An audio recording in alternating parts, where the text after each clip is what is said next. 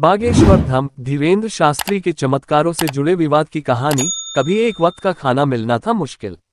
आखिर पंडित धीरेन्द्र शास्त्री हैं कौन? पूरा विवाद क्या है? बागेश्वर धाम क्या है? क्या सच में पंडित धीरेन्द्र शास्त्री के पास कोई दिव्य शक्ति है? आइए समझते हैं। मध्य प्रदेश के बागेश्वर धाम सरकार पंडित धीरेन्द्र शास्त्री आजकल चर्चा में है। ये चर्चा नागपुर से शुरू हुई जब पंडित धीरेन्द्र शास्त्री पर अंधविश्वास फैलाने का आरोप लगा। अंधश्रद्धा निर्मूलन समिति ने कहा कि जब बागेश्वर धाम सरकार को चमत्कार साबित करने के लिए चुनौती दी गई है तो कथा बीच में ही छोड़कर वह चले गए। इसके बाद पंडित धीरेन्द्र शास्त्री का भी बयान आया।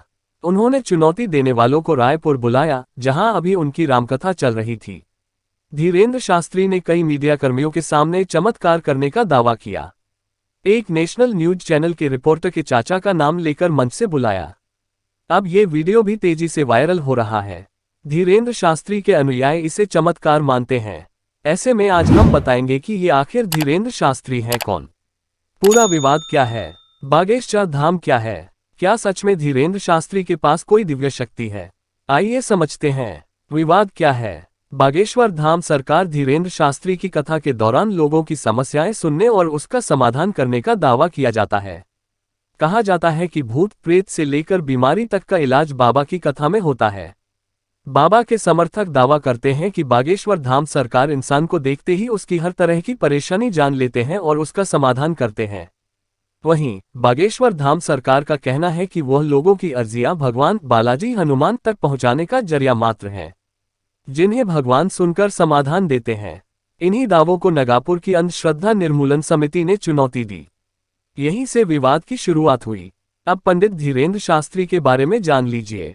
अभी बागेश्वर धाम की बागडोर पंडित धीरेन्द्र कृष्ण शास्त्री के पास है। धीरेन्द्र का जन्म 1996 में छतरपुर मध्य प्रदेश जिले के गड़ागज गांव में हुआ था। इनका पूरा परिवार अभी भी गड़ागज में ही रहता है। पंडित धीरेन्द्र शास्त्री के दादा पंडित भगवान दास जी भी इस मंदिर के पुजारी रहे। कहा जाता है कि पंडित धीरेन्द्र का बचपन काफी कठिनाई में बीता। जब वह छोटे थे तो परिवार की आर्थिक स्थिति इतनी खराब थी कि एक वक्त का ही भोजन मिल पाता था। पंडित धीरेन्द्र शास्त्री के पिता का नाम रामकृपाल जी और मां सरोज जी है। धीरेन्द्र के छोटे भाई शालिग्राम जी महाराज हैं। वह भी बालाजी बागेश्वर धाम को समर्पित हैं। मीडिया रिपोर्ट्स के अनुसार पंडित धीरेन्द्र शास्त्री ने 11 साल की उम्र से ही बालाजी बागेश्वर धाम में पूजा पाठ शुरू कर दी थी। पंडित धीरेन्द्र शास्त्री के दादा ने चित्रकूट के निर्मोही अखाड़े से दीक्षा ली थी। इसके बाद वह गड़ागज पहुंचे थे। गदा लेकर क्यों चलते हैं बागेश्वर बाबा? बागेश्वर धाम प्रमुख पंडित धीरेन्द्र शास्त्री हमेशा एक छोटी गदा लेकर चलते हैं। उनका कहना है कि इससे उन्हें हनुमान जी की शक्तियां मिलती रहती हैं। वह हनुमान जी की आराधना करने के लिए लोगों को प्रेरित भी करते हैं। पंडित धीरेन्द्र शास्त्री कहते हैं कि वह किसी तरह का कोई चमत्कार नहीं करते हैं। वह तो सिर्फ बालाजी हनुमान जी के सामने लोगों की अर्जियां लगाते हैं, जिसे बालाजी स्वीकार कर लेते हैं। इससे आम लोगों को फायदा होता है।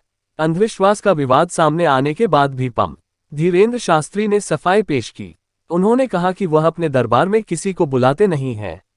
लोग खुद की मर्जी से आते हैं। वह तो सिर्फ लोगों की अर्जियों को भगवान के सामने रखते हैं।